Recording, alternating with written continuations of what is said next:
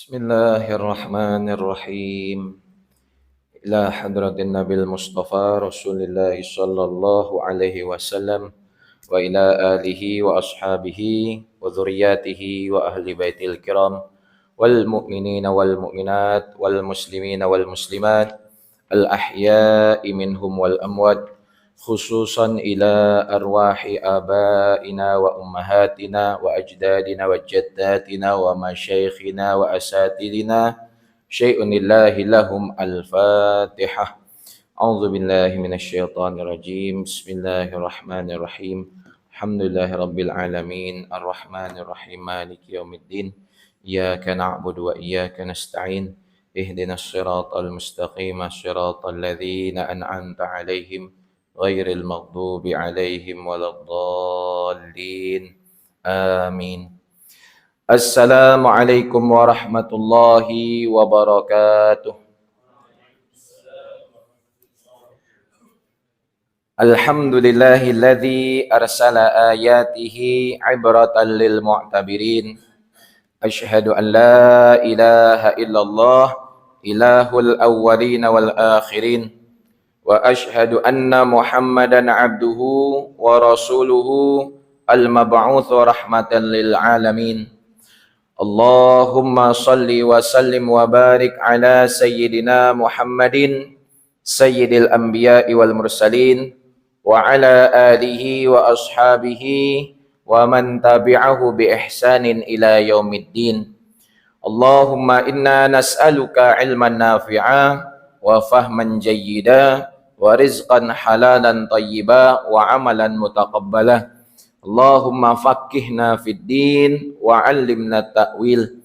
Allahumma inna na'udzubika min ilmin la yanfa' wa min qalbin la yakhsha wa min nafsin la tashba' wa min 'amalin la yurfa' wa min du'ain la yustajabu laha. Amin ya rabbal alamin. Amma ba'du. Para jamaah yang dimuliakan Allah Subhanahu wa taala, pada malam hari yang penuh dengan keberkatan ini, di dalam 10 hari pertama bulan Zulhijjah yang dikatakan oleh Allah Ta'ala sebagai bulan yang dihormati.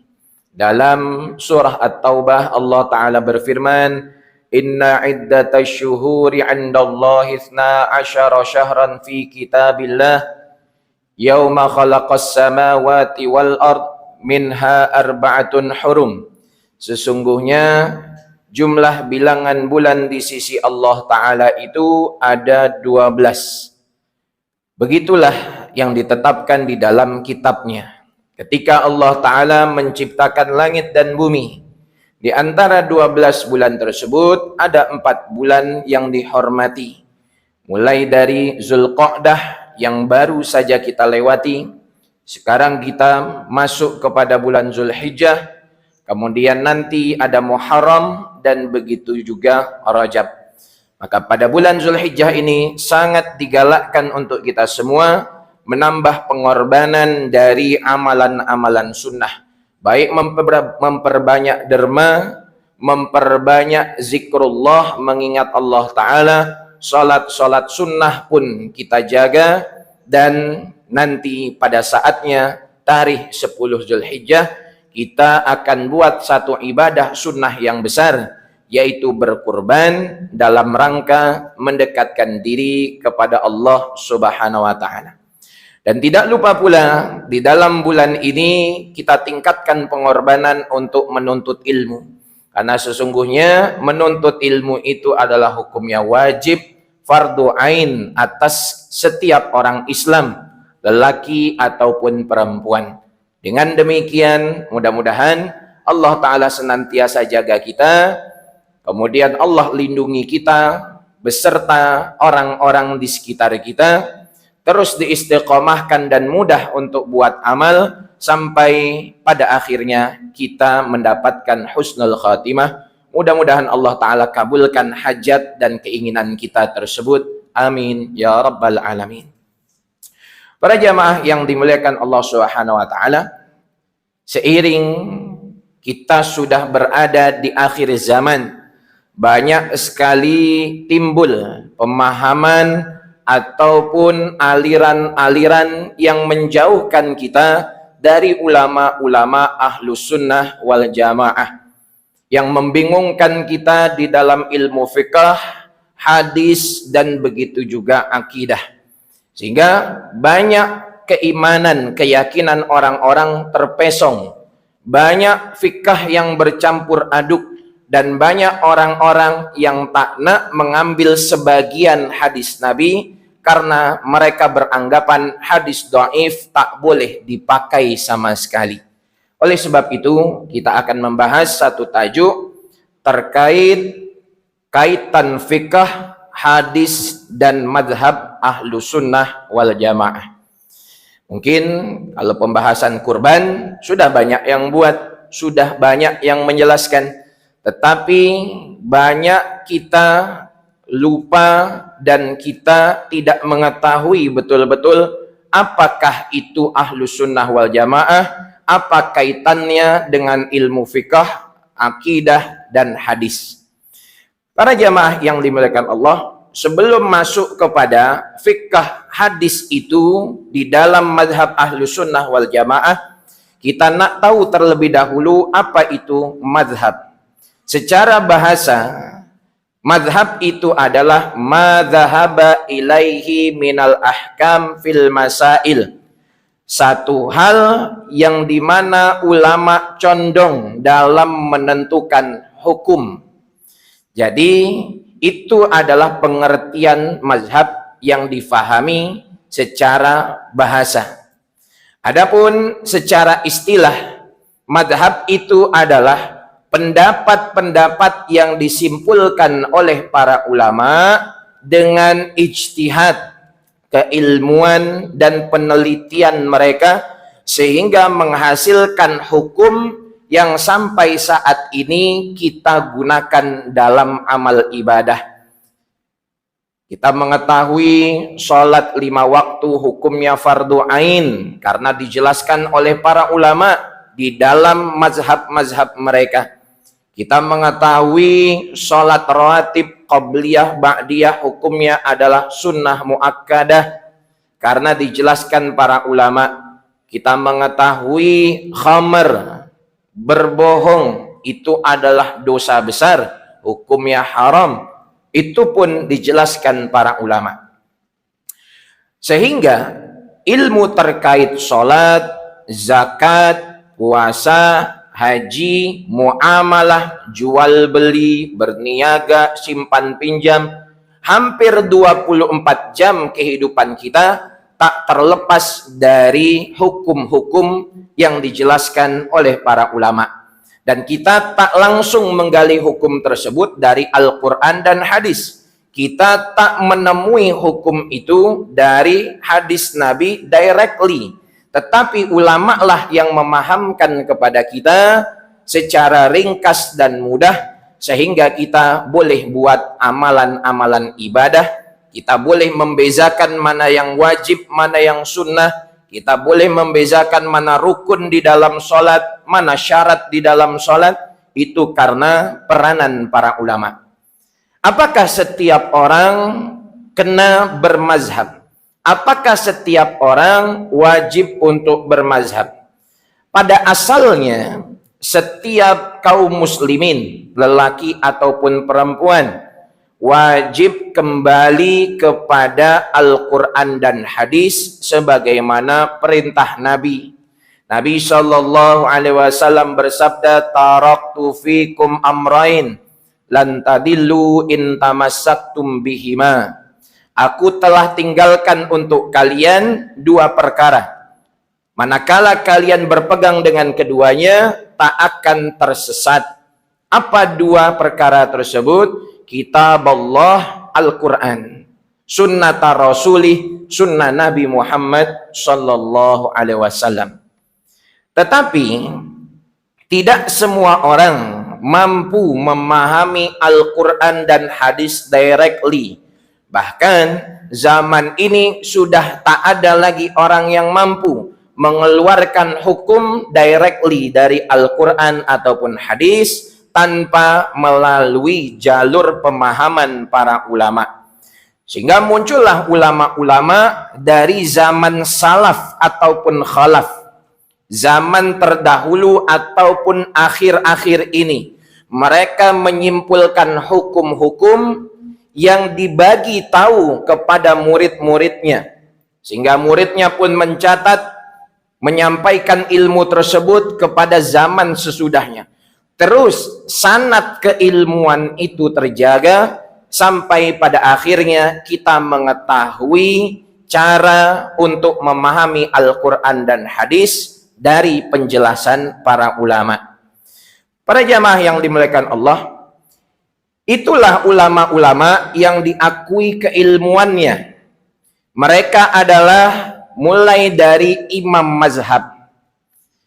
Dan yang disepakati di dalam Ahlus Sunnah wal Jamaah adalah 4 mazhab di dalam acuan ilmu fiqh.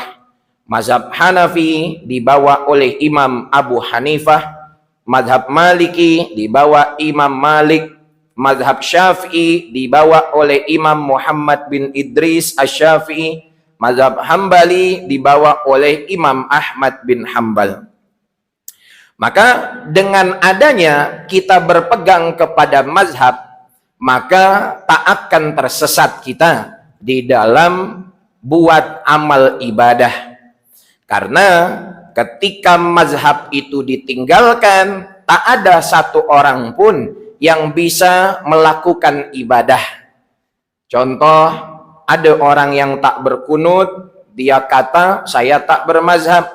Padahal itu pun satu mazhab yang telah dikeluarkan oleh ulama. Seperti halnya mazhab Hanafi.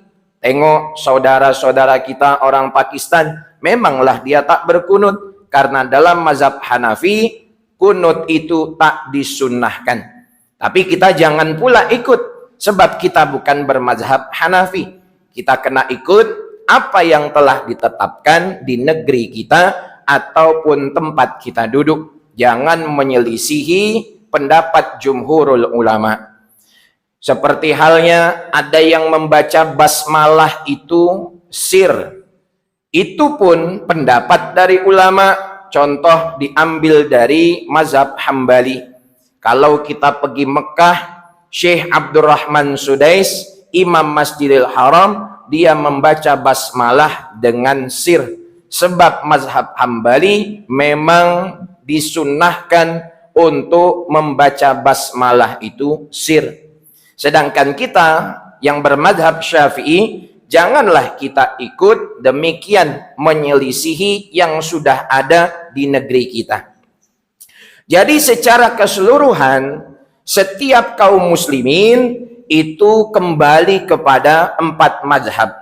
Karena 4 mazhab ini yang disebut Ahlus Sunnah wal Jamaah, 4 mazhab ini yang telah diakui dan disepakati dari zaman ke zaman. Para jamaah yang dimuliakan oleh Allah, sehingga dengan adanya kita mengikuti ulama, pemahaman kita akan terjaga dari kesesatan. Pemahaman kita akan terjaga dari hal-hal yang tak betul. Kalau setiap orang boleh mengeluarkan pendapatnya, mungkin ada banyak sekali fatwa yang tak terbendung sehingga membingungkan umat. Oleh sebab itu, mazhab menjaga kita, mazhab menyelamatkan kita. Apakah mazhab itu hanya setakat di dalam ilmu fiqh? Tak. Di dalam ilmu hadis pun ada mazhabnya. Dalam akidah pun ada mazhabnya. Kita mengikuti Asy'ariyah ataupun Maturidiyah. Itu adalah mazhab akidah. Para jamaah yang dimuliakan oleh Allah Subhanahu wa taala, tak semua ulama boleh berijtihad sebagaimana 4 imam mazhab. Ulama-ulama yang ada setelah 4 imam mazhab, mereka mengikuti pendapat dan jalur cara mengeluarkan hukum dari imam-imam mazhab tersebut. Adapun hukum yang dikeluarkan boleh saja berbeza karena mazhab itu adalah ijtihad. kesimpulan dari pemikiran seorang ulama dengan ilmu dan alat yang ia punyai untuk memahami Al-Quran dan hadis. Di sini kita mendapati ada dua pahaman terhadap mazhab. Yang pertama, orang yang sangat fanatik kepada mazhab.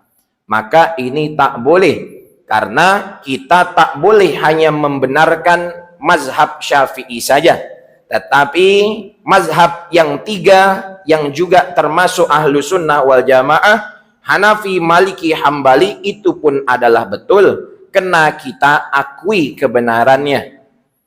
Yang kedua, ada orang yang anti, menolak kepada mazhab. Mereka katakan langsung kembali kepada Al-Quran, langsung kembali kepada hadis. Dalam kitab Tanwirul Qulub dijelaskan, barang siapa yang berkata, aku dapat memahami Al-Quran dan hadis tanpa mengikuti mazhab, maka orang tersebut tak boleh dibenarkan pendapatnya dan dia akan menjadi sesat dan menyesatkan. Karena zaman ini sudah tak ada lagi mujtahid seperti keilmuannya Imam Syafi'i. Zaman ini sudah tidak ada lagi orang yang pakar di dalam ilmu hadis seperti Imam Al-Bukhari. Zaman ini sudah tak ada yang keilmuan tasawuf dan fikihnya begitu disepakati seperti halnya Imam Al-Ghazali. Sehingga orang tersebut boleh sesat dan menyesatkan ketika mereka keluar dari pemahaman mazhab. Jadi yang pertama, fanatik kepada mazhab itu tak boleh. Yang kedua, menolak mazhab pun tak boleh. Sama saja kita menolak ahlu sunnah wal jamaah. Apakah mazhab tersebut hanya ada 4? Pada dasarnya dulu mazhab itu lebih dari 4. Dijelaskan di dalam kitab Fathul Majid fi Bayani Taqlid bahwa selain mazhab yang 4 ada mazhab Ishaq ibn Rahuyah, ada mazhab Imam Lais bin Sa'ad, ada mazhab Daud Az-Zahiri, ada mazhab Ibnu Jarir dan seterusnya. Tetapi berjalannya zaman, mazhab-mazhab yang lain itu habis, musnah, sebab murid-murid imam daripada mazhab tersebut tak menulis ilmu guru-guru mereka secara terperinci, sehingga selain mazhab yang 4 disepakati, maka di luar daripada itu dalilnya tak boleh dipertanggungjawabkan lagi, karena belum tentu valid. Boleh jadi itu pun tak betul dari mazhab itu. Oleh karenanya 4 inilah yang ditetapi sebagai mazhab ahlu sunnah wal jamaah. Allah Ta'ala perintahkan kita untuk bersatu dan menyatukan umat itu adalah dengan mengikuti mazhab.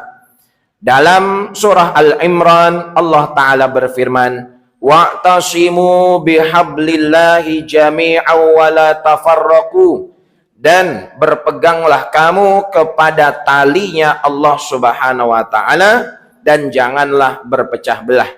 Maksud talinya Allah adalah berpegang kepada Al-Quran.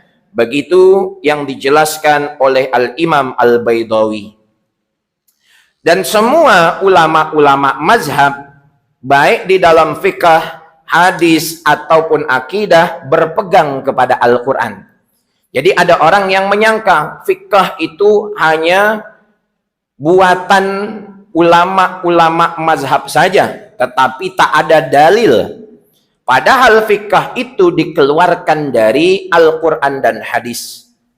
Jadi para jamaah yang dimuliakan oleh Allah Subhanahu wa Ta'ala, Allah sendiri perintahkan kita untuk mengikuti para ulama. Dalam surat An-Nahl Allah Ta'ala berfirman, fas'alu ahla dzikri in kuntum la ta'lamun. Bertanyalah kalian kepada ahlinya jika kalian tak mengetahui. Maksudnya kita diperintahkan untuk mengikuti ulama-ulama yang pakar dan itu adalah salah satu dari mazhab yang 4 yang menjadi pilihan kita untuk diamalkan di satu negeri ataupun satu tempat. Syekh Kiai Haji Hashim Asy'ari, beliau menjelaskan di dalam kitabnya Risalatu Ahli Sunnah wal Jamaah, yajibu inda jumhuril ulama al-muhaqqiqin ala man laysa lahu ahliyatul ijtihad al-mutlaq wa in kana qad hasala ba'dul ulum al-mu'tabarah fil ijtihad taqlidu qaulil mujtahidin wal akhdhu bi fatawahum, yang artinya menurut kebanyakan ulama hukumnya wajib mengikuti mazhab dan mengambil fatwa-fatwa para ulama bagi sesiapa saja yang mereka tak sampai ke derajat seorang mujtahid, belum mampu untuk berijtihad, meskipun orang itu adalah pakar di dalam fikih, pakar di dalam tafsir, ataupun pakar di dalam hadis. Contoh, ada orang yang PhD hadis, tetap ia wajib bermazhab.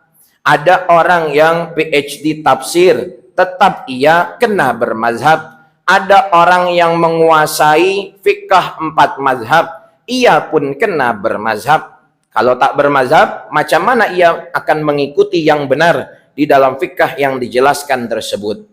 Disinilah Allah Subhanahu wa Ta'ala mewajibkan orang-orang yang tak tahu untuk mengikuti ulama.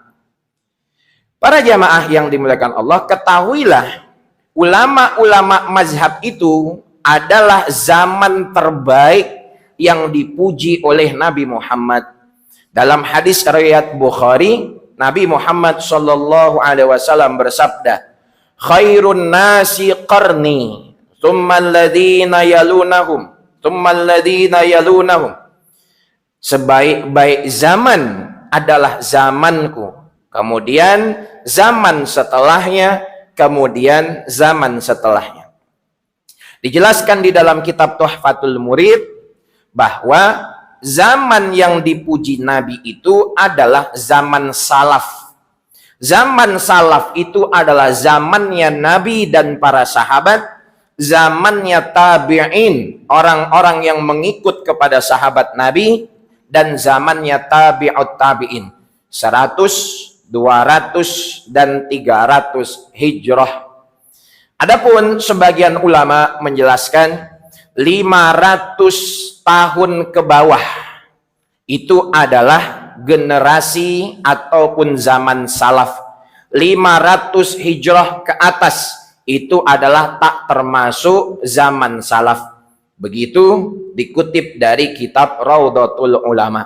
Sehingga kita yang sekarang ini mengikuti madhab Syafi'i sebagai acuan fikih dan mengikuti akidah Asy'ari ataupun Maturidi sebagai acuan tauhid, itulah kita sebenarnya mengikuti ulama salaf.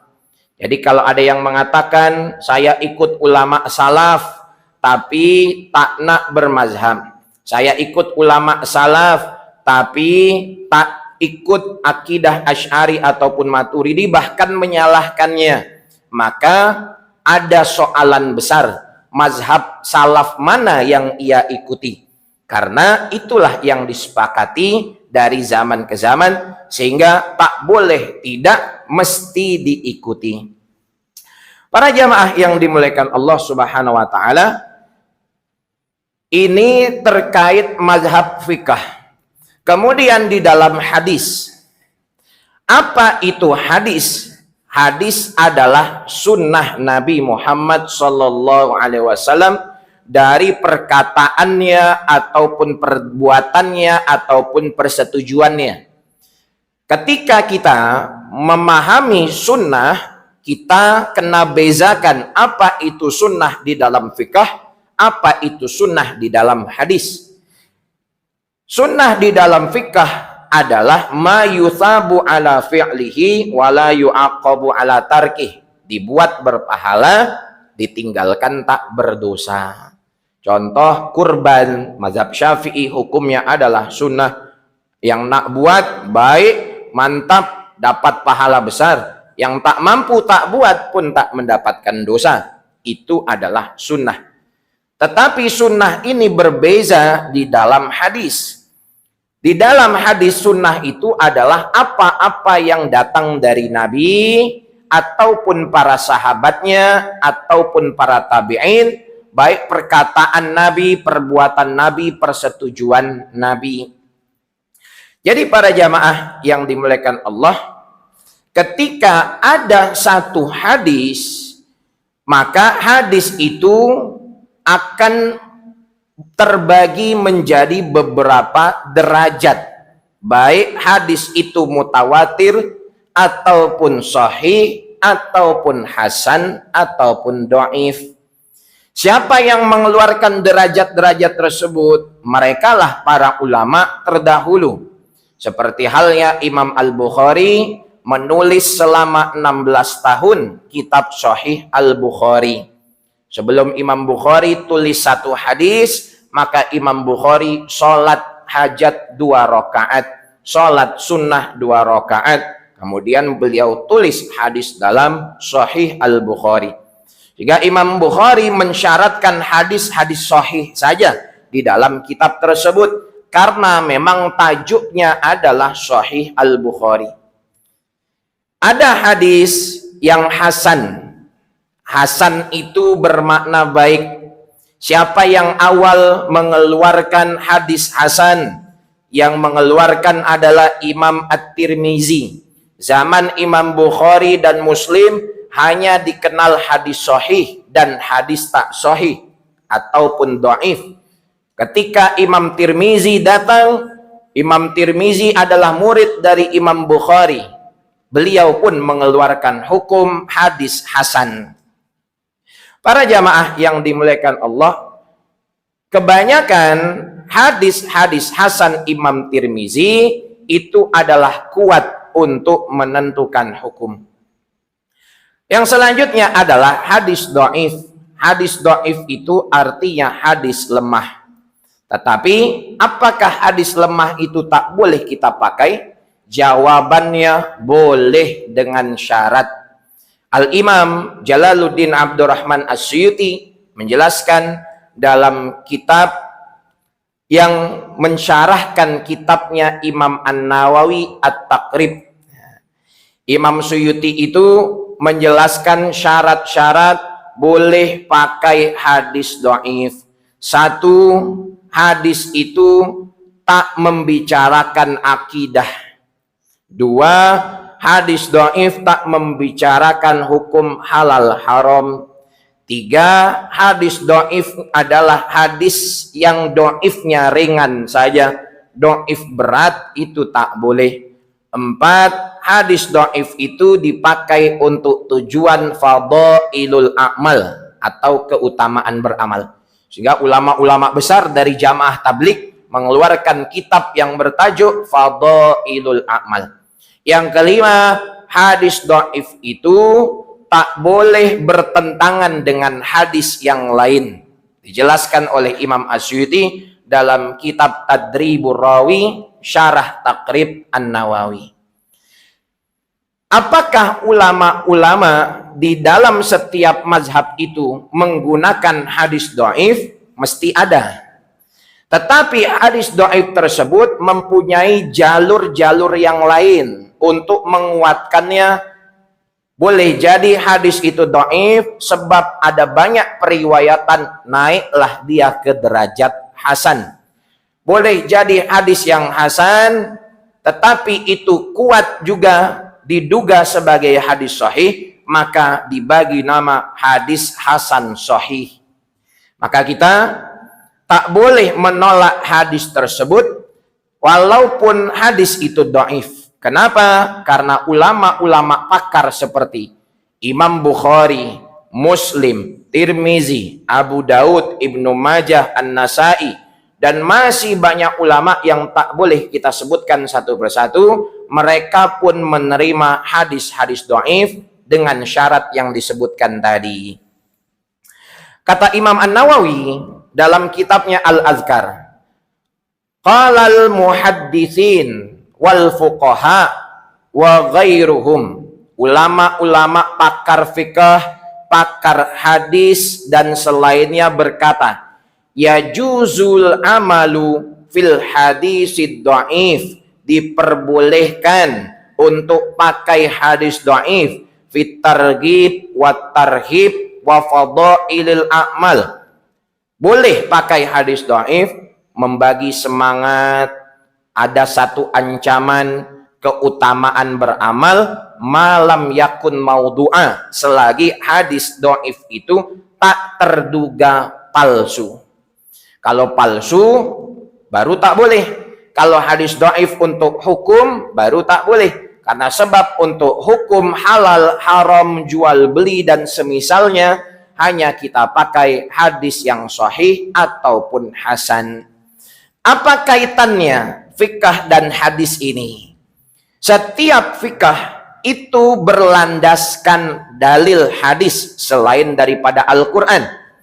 Sehingga tak ada satu dari amalan yang dikeluarkan dalam fikih tanpa ada dalilnya dari Al-Quran ataupun hadis. Dan syarah penjelasan hadis itu jamaah sekalian sangat bergantung kepada mazhab seorang ulama yang menjelaskannya. Ada kitab Sahih Al-Bukhari, kemudian dijelaskan oleh Al-Imam Ibnu Hajar Al-Asqalani dengan tajuk kitab Fathul Bari. Imam Ibnu Hajar itu bermadhab Syafi'i, sehingga penjelasan hadis-hadis Bukhari sangat kental dengan madhab Syafi'i. Ada yang kedua, kitab Sahih Muslim, dijelaskan oleh Imam An-Nawawi dengan syarah kitabnya Al-Minhaj, Syarhu Sahih Muslim Ibnul Hajjaj.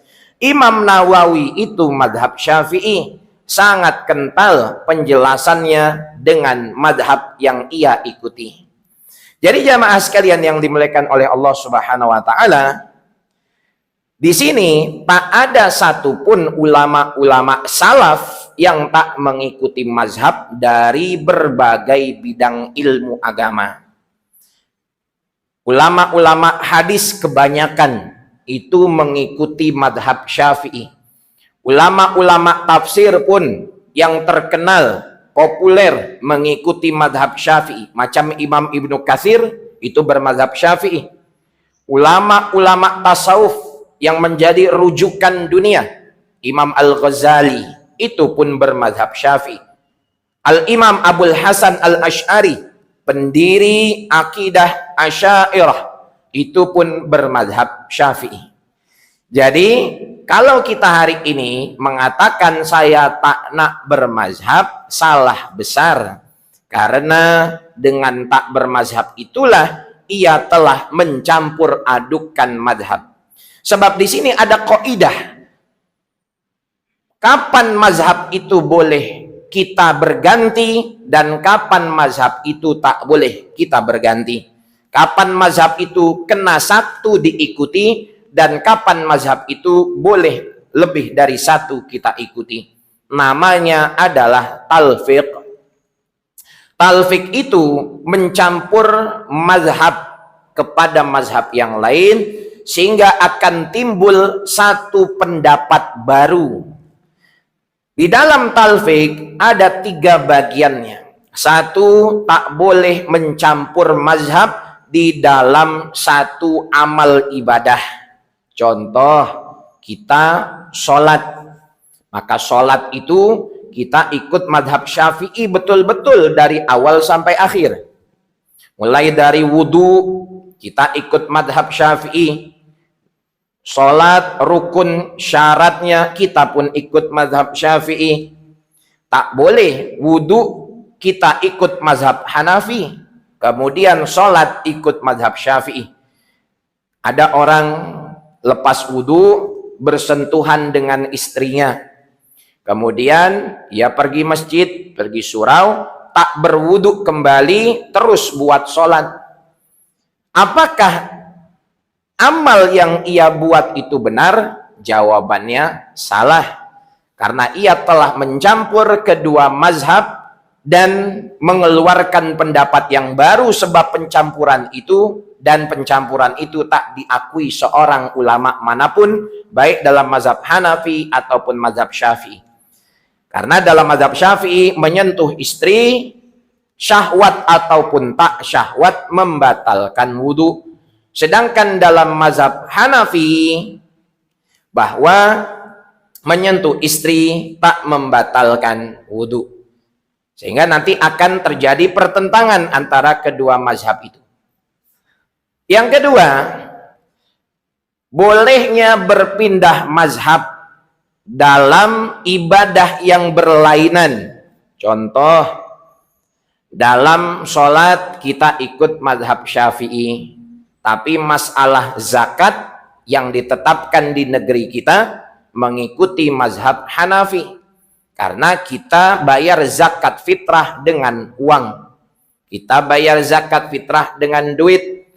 Kalau mengikut mazhab Syafi'i, maka zakat fitrah itu adalah sah dengan bahan pokok makanan saja, dan itu pendapat yang muktamad. Adapun karena menengok kemaslahatan, kebaikan yang besar, sehingga kita mengikuti mazhab Hanafi yang berpendapat bolehnya mengeluarkan zakat fitrah dengan uang, sebab ada kemaslahatan yang akan kita tuju. Kalau uang boleh disimpan lama, kalau uang boleh orang gunakan untuk hal-hal yang bermanfaat lainnya. Kalau beras mungkin nanti terlalu banyak, ada seseorang asnaf zakat yang dapat, boleh beras itu rusak, boleh beras itu expire, dan seterusnya. Sehingga di sini karena adanya kemaslahatan ditentukan juga oleh ulama-ulama di negeri kita, maka kita mengikuti apa yang ditetapkan. Yang ketiga, bolehnya berpindah mazhab karena sebab darurat. Contoh, ketika haji di Mekah, nak buat tawaf penuh Masjidil Haram, kalau bersentuhan dengan wanita lain akan batal wudu, karena dalam mazhab Syafi'i memang seperti itu. Untuk kemudahan travel haji ataupun umrah, membagi kita agar pindah mazhab sementara waktu, agar kita boleh tawaf selesa dan menyelesaikan rukun daripada haji ataupun menyelesaikan umrah itu. Kalau umrah mungkin tak seberapa padat, tetapi kalau haji sangat-sangat full Masjidil Haram itu, susah kita untuk menghindari persentuhan laki-laki dan perempuan yang bukan mahram. Jadi jamaah sekalian yang dimuliakan Allah Subhanahu wa taala, maka inilah yang mesti kita jaga hari ini. Tatkala mazhab-mazhab yang benar itu sudah habis dan menyisakan 4 mazhab saja, maka mengikuti salah satu dari mazhab yang 4 itu sama halnya dengan mengikuti Ahlus Sunnah wal Jamaah, pendapat yang paling banyak. Dan keluar dari salah satu mazhab yang 4 sama saja keluar dari Ahlus Sunnah wal Jamaah. Dijelaskan oleh Syekh Ibnu Himam di dalam kitabnya At-Tahrir. Karena mengikuti mazhab itu ada kemaslahatan yang besar, dan tak mengikuti mazhab ada kerusakan yang besar.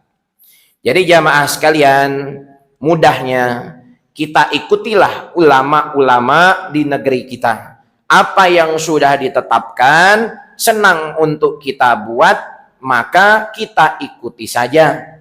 Jangan kita menyelisihi, karena sesungguhnya ulama-ulama terdahulu pun berpesan kepada kita, al-khuruju minal khilaf mustahab.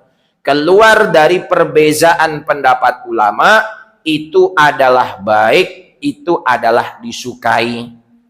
Karena sebagian orang hari ini nak berbeza dari kebanyakan.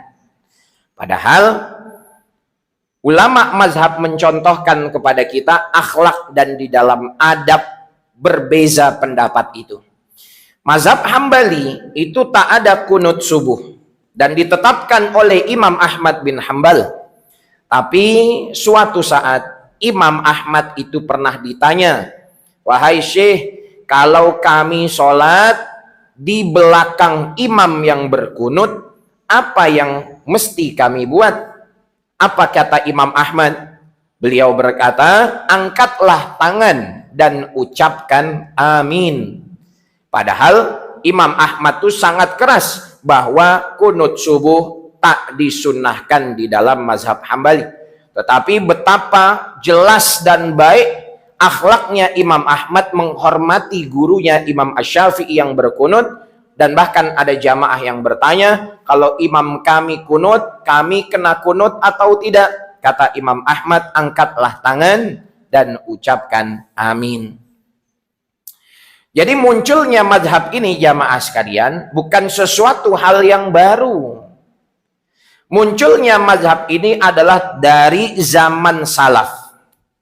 Ada orang yang salah memahami perkataan Imam Asy-Syafi'i. Imam Syafi'i itu pernah berkata, "Idza shahhal haditsu fahuwa madhhabi." Kalau hadis ini sahih, maka itu adalah mazhabku. Lantas dengan dalil itu orang-orang membantah mazhabnya Imam Syafi'i. Apa kata orang-orang yang faham salah terhadap perkataan Imam Syafi'i?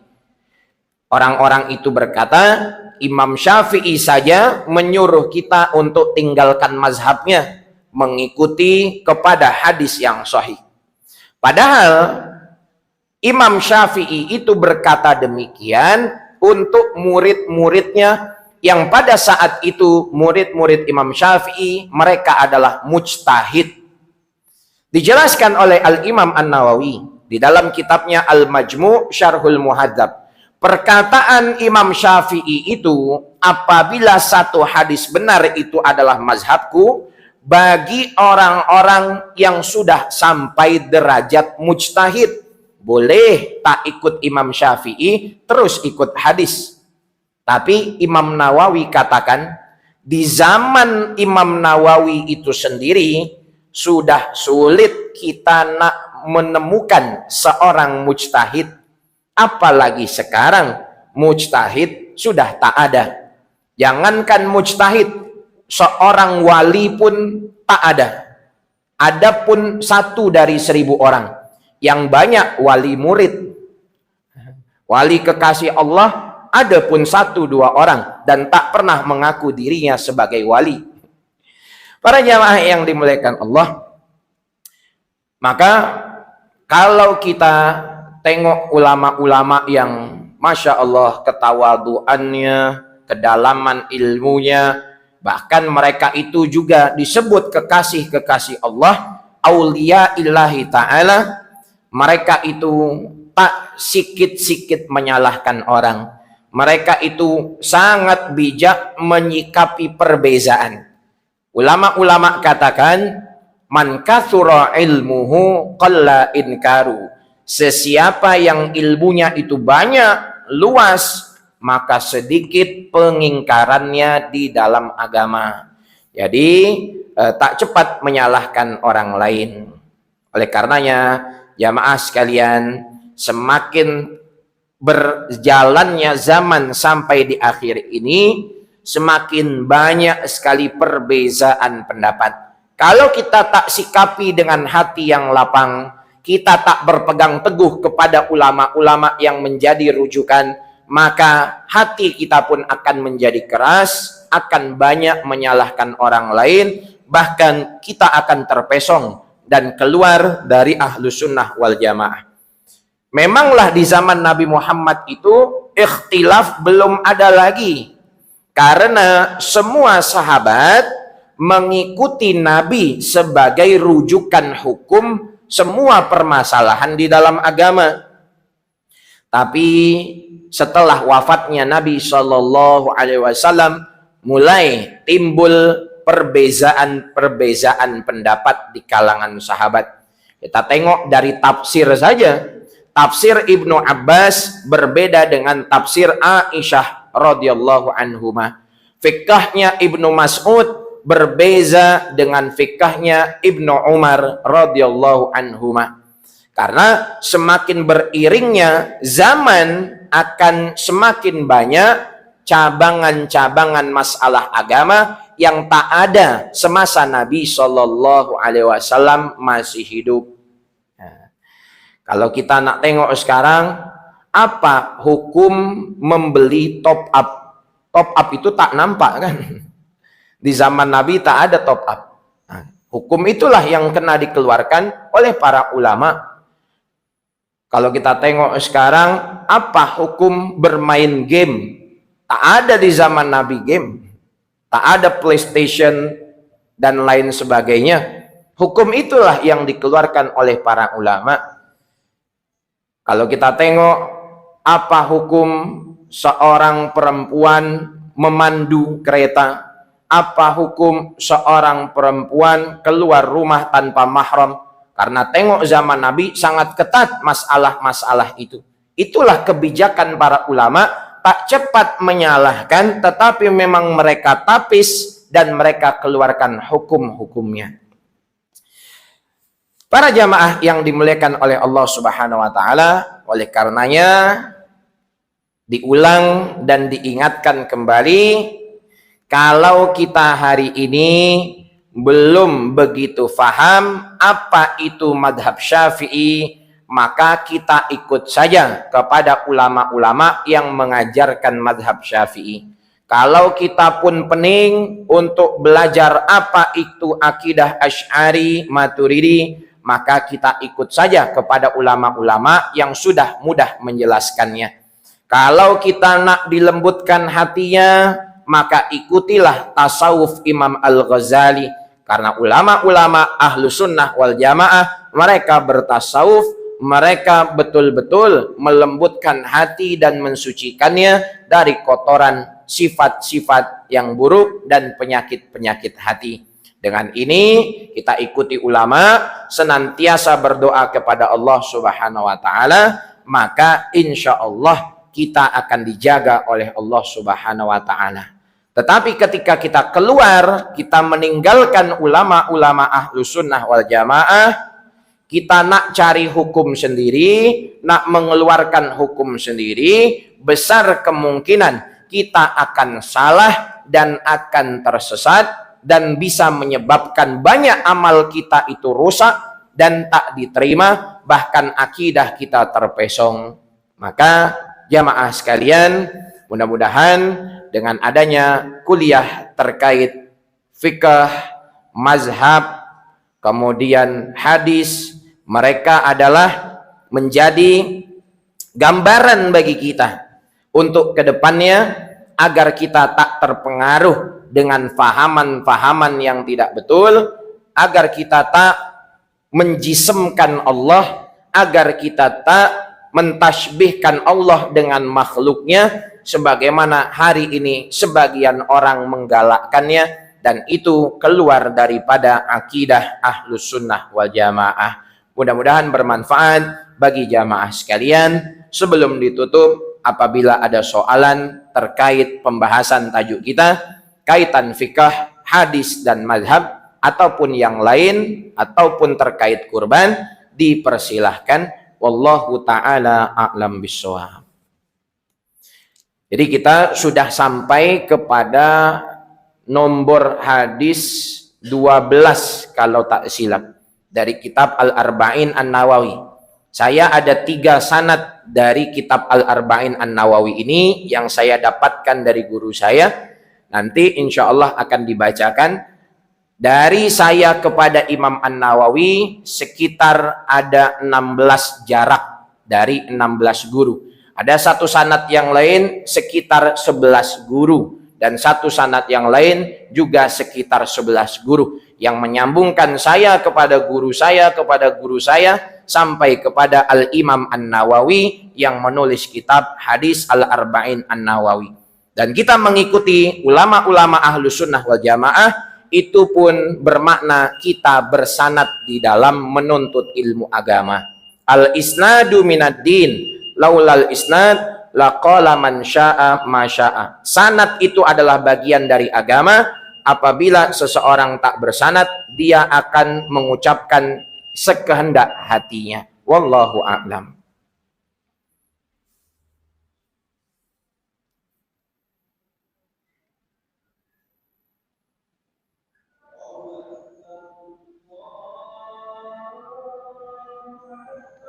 Allahu Akbar.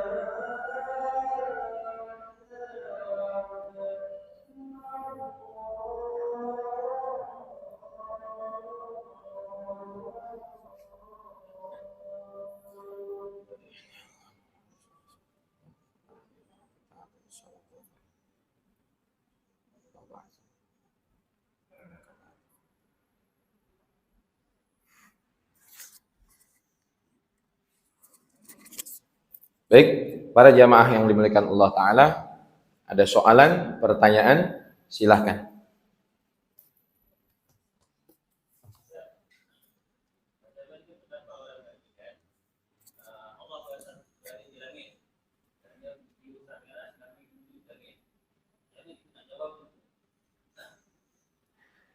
Nanti tanya kepada ustadz yang mengajarkan akidah, karena jawabannya tak mudah.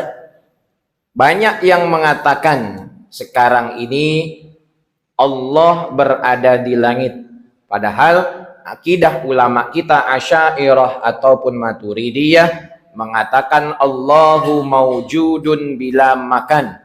Allah itu ada dan tak berhajat kepada tempat.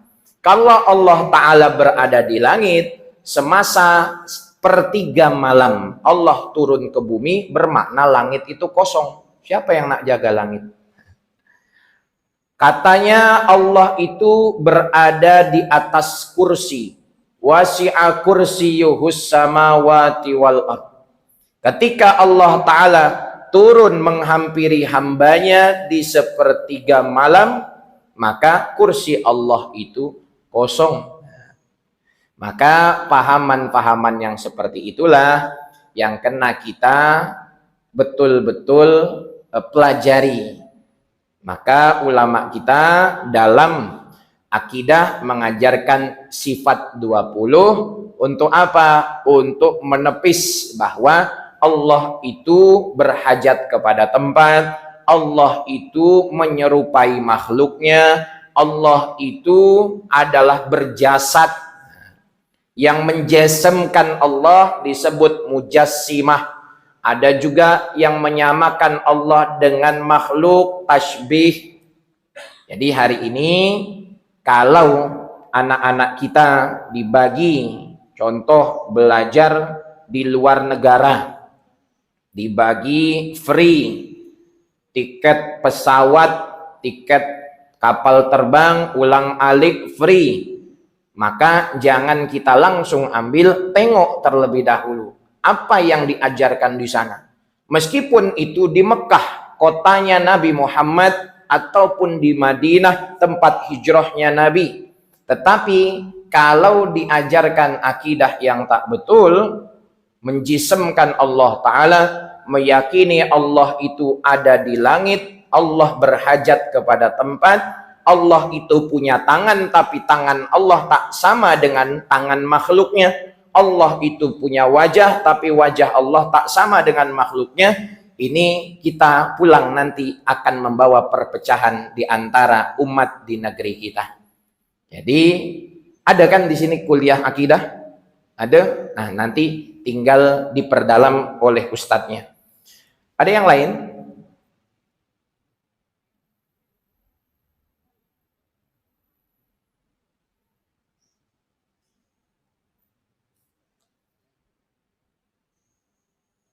Memang di mana-mana saya bagi kuliah itu dua saja, fikih dan hadis. Karena itulah yang saya banyak berkecimpung dan jurusan semasa saya belajar adalah fikih dan hadis. Karena tak mungkin ada seorang yang mampu semua jenis ilmu.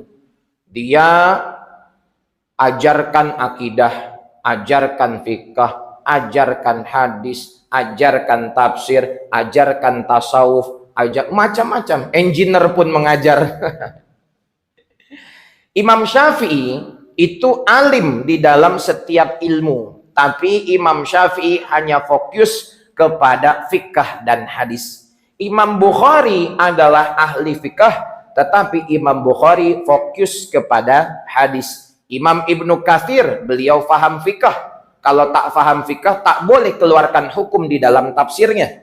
Tetapi Imam Ibnu Katsir fokus kepada tafsir saja. Jadi ada fan-fan ilmu, bidang-bidangnya.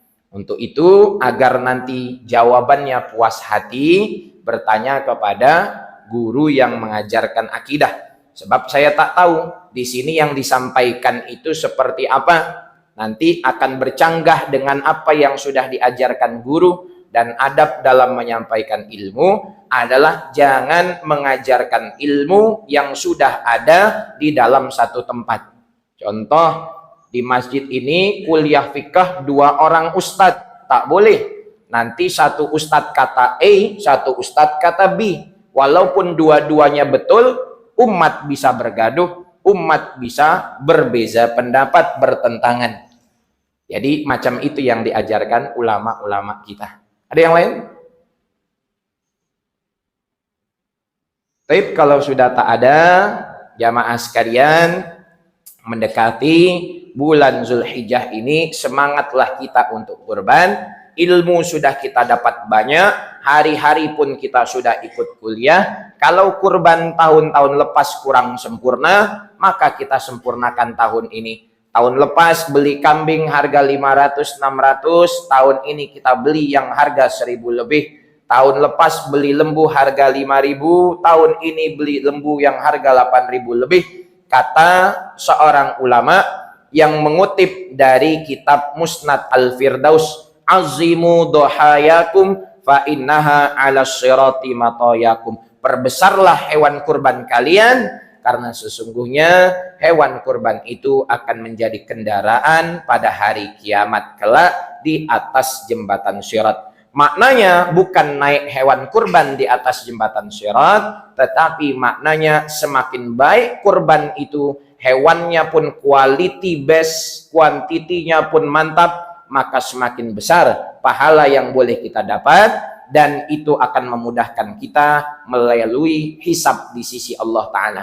Karena sesungguhnya darah hewan kurban bagian dari tubuhnya tak sampai kepada Allah. Yang sampai kepada Allah adalah ketakwaan kita, senang hati kita, ikhlasnya kita untuk buat ibadah yang mulia tersebut. Mudah-mudahan Allah Ta'ala mudahkan kita semua untuk istiqamah sampai akhirnya kita mendapatkan husnul khatimah. Mudah-mudahan Allah Ta'ala jaga ahli keluarga kita, jaga pemahaman kita tetap di dalam ahlus sunnah wal jamaah, senantiasa kita berdekat diri dengan para alim ulama, muliakanlah semua orang ahli ilmu, karena sesungguhnya mereka pewaris para nabi, karena sesungguhnya mereka orang-orang yang dekat kepada Allah. Sibukkan diri kita untuk membenarkan, memperbaiki aib kekurangan kita, tutup mata rapat-rapat untuk tak menengok aib kekurangan orang lain. Itu lebih menjaga kebersihan hati kita agar tak terkena penyakit-penyakit hati. Yang benar hanya datang daripada Allah, kesalahannya, kekeliruannya, ataupun bahasa yang kurang difahami, mohon diikhlaskan dan dimaafkan oleh jamaah sekalian.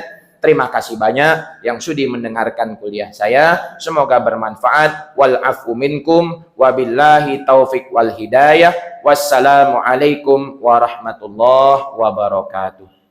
Subhanakallahumma bihamdika asyhadu an la ilaha illa anta astaghfiruka wa atubu ilaik.